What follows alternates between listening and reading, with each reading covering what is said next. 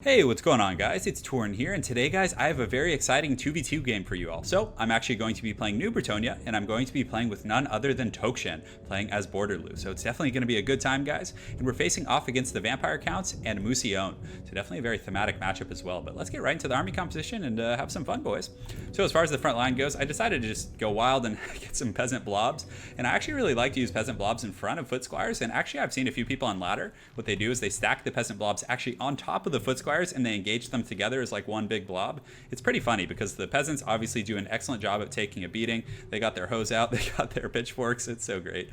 So we use those guys, and the foot squires obviously hit like trucks and do very, very well against Graveguard. They trade relatively evenly, actually. So pretty good choice there with their anti-infantry bonus, their armor piercing, and I believe they have 35 weapon strength and armor piercing of, let's see what it is. Yeah, I think it's 8. So pretty good stuff there.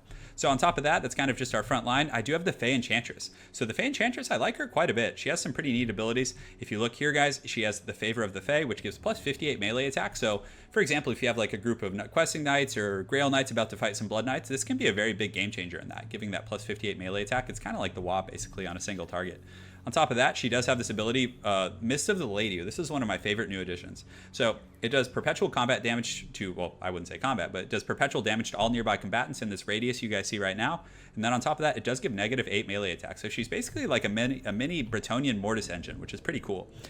In the third line, I do have men-at-arms with polearms to help deal with cryptors and other threats in the wings. So for example, if he has an overwhelming force of Blood Knights or something, I can detach these guys to help out my cav.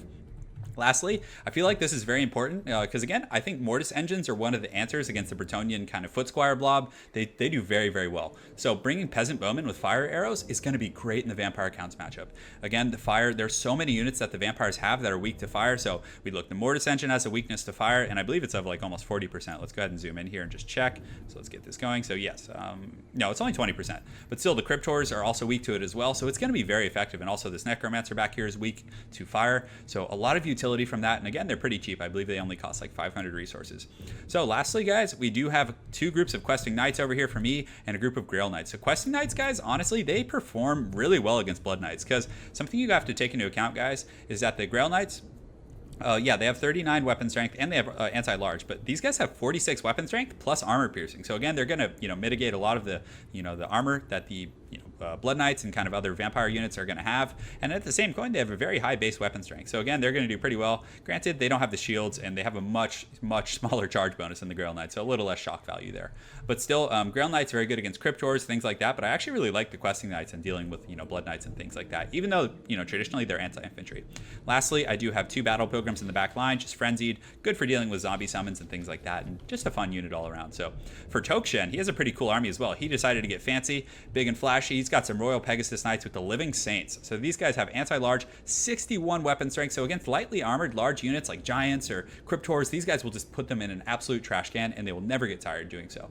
Also, he does have Alberic de Bordelou, who's pretty cool. Let's go ahead and pause it here because, again, he's flying pretty quickly for me to give commentary on this. So he has this ability, which is really fun. Spirit of the Tempest gives a charge bonus and speed. So 10% might not seem like a lot, but it actually is. It puts them up to 116% speed, or 116 speed, which is really fast. So he can move around pretty quick. And also, unlike Lewin, he does have an anti-large bonus, which is great in, the Vampire Counts matchup because, again, a lot of times he will be fighting against Blood Knights and Mortis Engines, Cryptors, all kinds of scary things like that. So aside from that, he does have Peasant Blob. He does have the Lore of Life, which again is a huge game changer in the BRETONNIA game.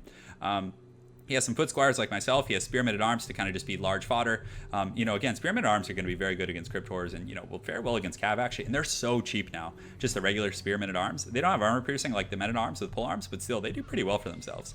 And then in the back, just like myself, so he kind of traded the Grail Knights. I got Grail Knights, he got Royal Pegasus Knights, and then he also got two Questing Knights. So very, very good stuff from Tokshen over here. And yeah, let's get right down to the game, guys. I'm really excited to share this one with you. It was super fun. So also, guys, I should probably note, we are playing with two subscribers from the channel. I'll make sure to shout them out afterwards. Awesome players. And Onion Ease is actually on the other team, and he is starting a channel himself. So you can see they actually use a Vortex ability right away on these foot squires. It doesn't do much damage, but look how much slower it moves, and it's just dragging these poor guys around, and that does not look like fun at all. So I mean, even if it doesn't do a ton of damage, it's definitely sending a statement, guys, and very cool nonetheless. But you can see it moves much less, and it doesn't seem to do that much damage, extra damage. But again, I don't know if that was the optimal target. So some of these fire arrows doing a very good job of shooting down these Felbats. So I was pretty happy about that initial situation. And again, I guess he is wasting my ammunition though, at the very least. So My questing knights right now just posturing up, but my opponent over here, Palooka, did a very good job bringing a lot of skeleton spears, and he didn't bring a ton of calves, so it's going to be a big issue trying to get around those guys. So you can see Manfred von Karstein kind of thinking about charging into those peasants, but when he saw them coming all angry with their pitchforks, he definitely did not want any piece of that. So you can see the peasant bowman fire with the fire arrows shooting the mortis engine and doing really good damage, even for just like making slight contact to it. So over here in the front line, you can see Tokshen has engaged in the front. So his peasants are fighting some of these Graveguard over here. Definitely a very, very wild fight. And on that same coin, these foot squires are going to charge in here and just do massive damage to these Musion skeletons, of course, with their anti-infantry bonus. Granted, you know, they're also going to be fighting Graveguard, which is very, very good stuff.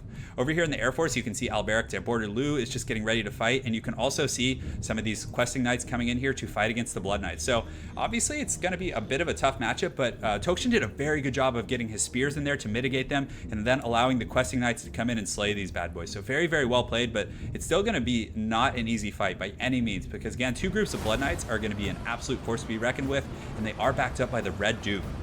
So you can see the Red Duke is getting ready to cast a spell, and this is something I really like. So again, this was Onion Knees. He actually summoned a bunch of zombies right on top of Tokshen's Knights, but Tokshen does a very good job also of retaliating and using an upgraded Earthblood. So taking almost no damage on his questing Knights, and it's just going very well. He does have a support group, and he also brought some spearmen from Auxiliary. So right now you can see the Pegasus Knights are trying to find a home. They are fighting the Dire Pack a little bit. Just an absolutely wild fight over here. So back to my side of the battle, you can see the Fire's doing a very, very good job just kind of lighting this Mortis Engine up. And if the Mortis Engine is able to stay the whole fight, you know, it could be a very different battle. But you can see the lady, or excuse me, the Fey Enchantress using the Awakening of the Wood here to trigger that Earth Bloom.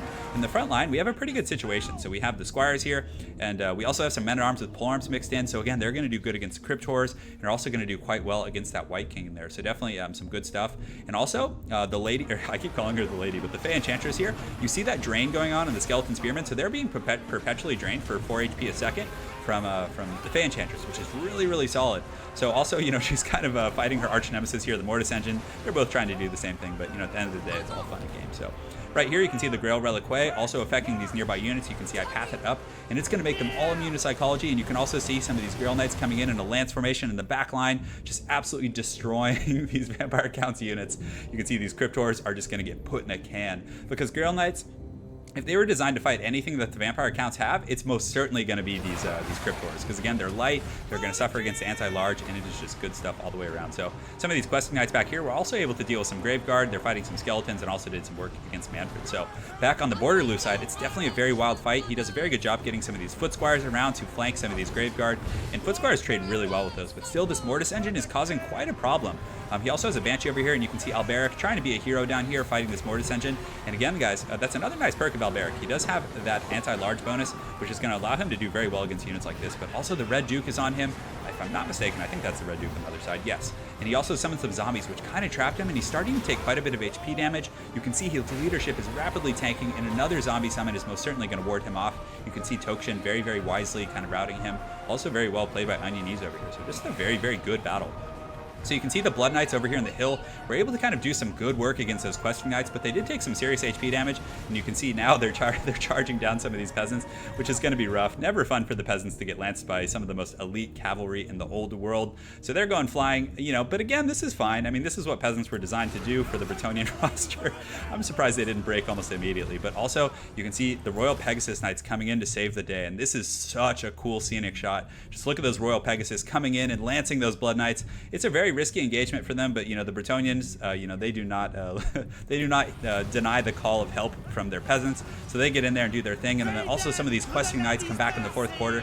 Although actually, guys, I'm not sure according to the lore how they really are about helping the peasants, but I would assume they're pretty chivalrous. So, but anyways, they're getting in here against these Blood Knights and are able to turn the tide of that battle with that very timely intervention from those Pegasus Knights, who do have that 61, you know, armor or anti-large damage. So some of these Foot Squires were able to do pretty well. Alberic did take a beating, and unlike Lewin, he doesn't have healing capability, guys. But over here, there's a Banshee. There's kind of a mosh of undead units here, and they're actually driving back the Borderloo forces led by the Red Duke over here. So the Red Duke still in very, very good shape. But some of my Grail Knights from my side of the battle have come in, and look how fast they accelerate. I love that when they come in like that and just accelerate in the last second, just coming to the rescue of their fellow Bretonians. Just absolutely awesome stuff. So they're going to get in here and do a massive charge to these foul undead, and you can see the fire arrows are coming down and are raining some good fire on some of these guys, and they're actually able to kill that Mortis Engine as well. But the Grail Knights right here, they do see this Banshee going for their peasants, and they're going to have none of that. And guys, they do magic damage. And right now, when buffed by the favor of the lady, they're going to do some pretty serious work. So some fire arrows going in here, but the Grail Knights are quickly going to intercept that Banshee and put her down. So over here, a pretty pitched fight. Still, you can see Manfred von Karstein and this White King are definitely putting up a very, very good fight in this front line. But a lot of the Cryptors have faltered, and the Earthblood here is keeping these Foot Squires in great shape.